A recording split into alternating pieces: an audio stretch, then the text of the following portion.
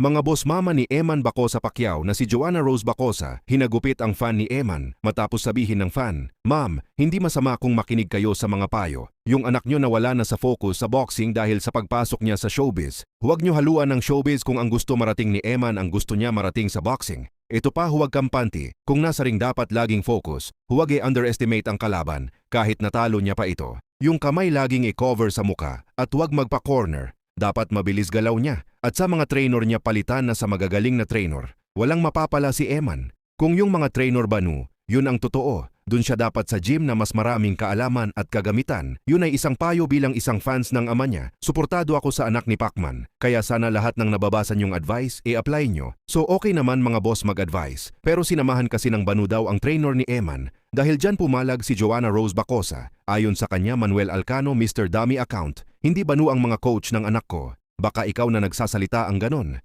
Kami ang natalo pero ikaw tong biter, God bless you. So yang sinasabi nilang trainer ni Eman mga boss, yan din ang trainer kung saan nanalo ng impresibo si Eman kay Reynold Kundimang sa PMI Boxing Bohol. Nung panalo si Eman at niligpit niya ang Indonesian na si Kundimang, walang nagsasabi na banu ang trainer. Pero bakit ngayon natalo si Eman, naging banu na ang kanyang trainer mga boss? Samantala matapos nga po matalo si Eman kay Rodelyn Perez, ay sinisisi rin ng ibang fans si pambansang kamao Manny Pacquiao. Birada ng mga iilan hindi umano tinulungan ni Pacman si Eman. Pero mukhang may mali mga boss. Ayon kasi sa naging pahayag ng bayaw ni Jinky Pacquiao, asawa ng kanyang kapatid, na si Steve Jumalon, "Sir, wala po kayong alam talaga.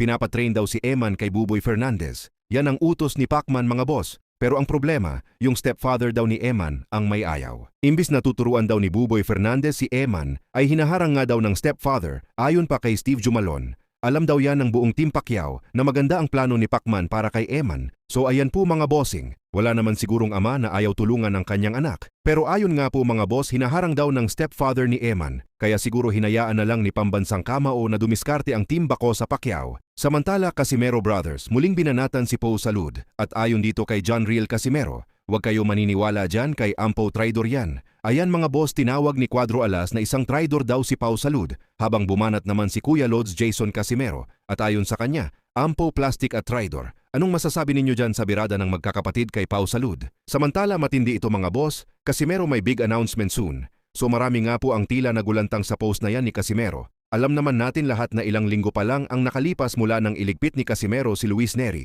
tapos magkakaroon agad ng big announcement. So sinasabi nga po ng maraming boxing fan na sina Oya Inoue raw ang posibleng makalaban ni Casimero. Pero tingnan natin mga boss, kung matatandaan sinabi din niya ng Great Chef Boxing at kinumpirma niya ang Casimero versus Inoue. So dahil sa post na yan ni Casimero ay muli na naman siyang pinansin ng Ring Magazine. Binalita rin ng Ring Magazine ang patungkol sa nasabing big announcement ni Casimero. So hanggang dito muna tayo mga bossing.